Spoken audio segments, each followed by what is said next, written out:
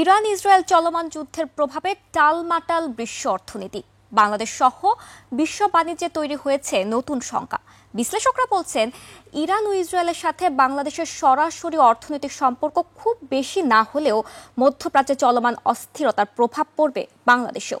শ্রমবাজারে টান পড়লে কমবে রেমিটেন্স, সেই সাথে জ্বালানি তেলের দাম বাড়লে মূল্যস্ফীতি চলে যেতে পারে ধরা ছোঁয়ার বাইরে। সাদিয়া লাবনের রিপোর্ট।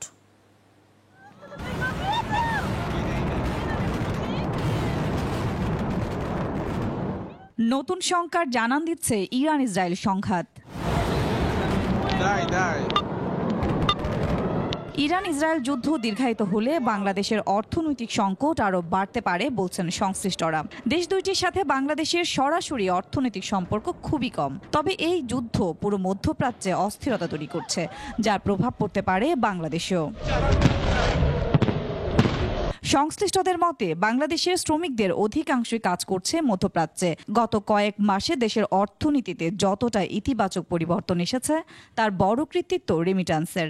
ইরান ও তার প্রতিবেশী রাষ্ট্রগুলো যুদ্ধ জড়িয়ে পড়লে এই অঞ্চলে বাংলাদেশি শ্রমিকদের কর্মসংস্থান হুমকির মুখে পড়বে। ফলে কমবে প্রবাসী আয়, যা দেশের অর্থনীতির জন্য বড় আঘাত।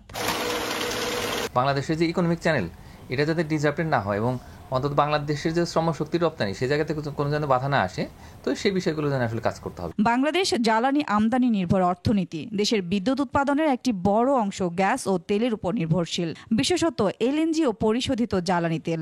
আন্তর্জাতিক বাজারে মূল্য বৃদ্ধির কারণে বিদ্যুৎ উৎপাদনের খরচ বাড়বে, যার প্রভাব সরাসরি পড়বে শিল্প উৎপাদন, পরিবহন, কৃষি ও খুচরা বাজারে। ফলস্বরূপ দেশের সামগ্রিক মূল্যস্ফীতি বাড়বে। সার্বিকভাবে বিশ্ব যখন অনিশ্চয়তার ভিতরে যায়, তখন আমাদের অর্থনৈতিক পরিস্থিতি উপরে একটা নেতিবাচক প্রভাব পড়বে। আমরা এখন যে পুনর্গঠনের কাজ করছি, সেখানে বিদেশি বিনিয়োগ থেকে শুরু করে অন্যান্য অনেকগুলো সম্ভাবনা নতুন করে আমরা উত্তরণের চেষ্টা করছি। ওই জায়গাটাও বাধাগ্রস্ত হওয়ার সম্ভাবনা থাকবে।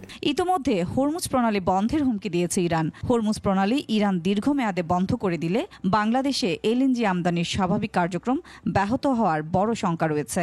তাতে গ্যাস সরবরাহে প্রভাব পড়বে।